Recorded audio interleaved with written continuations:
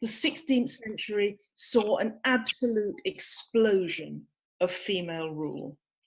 Large tracts of Europe at one time or another were in the hands of either a female regent ruling on behalf of someone else, or actually a queen regnant. I mean, it's odd, it's interesting. The title of my book, Game of Queens, well, of course, any resemblance to a certain well-known television series is not remotely coincidental. Sorry. But it also refers to the fact that it was in the realm and during the reign of the most famous of the first of these women, Isabella of Castile, that the queen in the game of chess took on the powers we know today. Before this, the queen had been a piece pretty much like today's pawn, able only to move one square at a time. Now suddenly she becomes the most powerful piece on the board. Coincidence? Maybe. The other point for me was that these women, this network of regents and regnants, they had connections with each other. They were mothers and daughters, mentors and proteges, allies, sometimes even across, across the boundaries, against the interests even of the countries where they were living. And they run, you can imagine lines of power passing from Isabella of Castile to her daughter Catherine of Aragon, and on to her daughter Mary Tudor.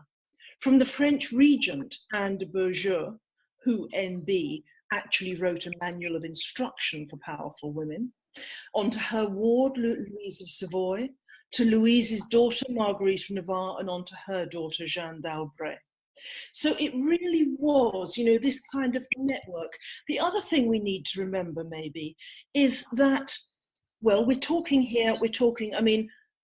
sorry about the confusion, just prepare to be baffled. We're talking 16 protagonists, 5 territories, and a century's worth of history.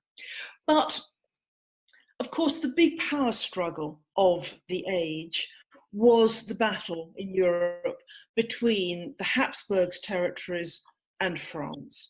The Habsburg territories, of course, early in the 16th century, they came to be joined under the same man, Charles V, most of Spain, the Spanish Netherlands, the Holy Roman Empire off to the east, even until he passed, control of that over to his brother Ferdinand, and chunks of Italy as well. So it was them against France and against the independent French kingdoms, places like Navarre, small but strategically important. And England, of course, Scotland too in some ways, had the enviable but edgy position of being able to act as a kind of balancing act between the two. But the other thing we need to remember is that if in the 16th century you wanted to take over Europe, you had 2 ways of doing it. One was to get an army, the other was to get your sister, daughter, even widowed mother at a pinch, and an engagement ring. So I guess that's why we really can see that these women across the country boundaries did continue to make their own alliances, because, they really were. They were being traded off for the advantage of their family, often to a country which, until very recently had been at enmity with the one where they grew up. Trouble with that, of course, is the alliance often didn't last. And then you got the enmity all over again. Often you saw these women stranded, if you like. And the ultimate example to me is Margaret Tudor, Henry VIII's elder sister, who was married young to the King of Scotland. And of course, Scotland and England, were forever at enmity, at war.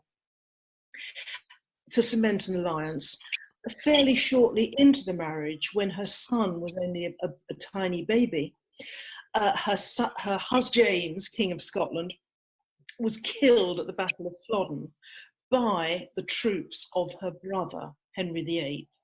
So she was left trying to run Scotland on behalf of her baby son, with a bit of help from her brother, who, however, had just killed her husband. I mean, where do you square your loyalties on that one?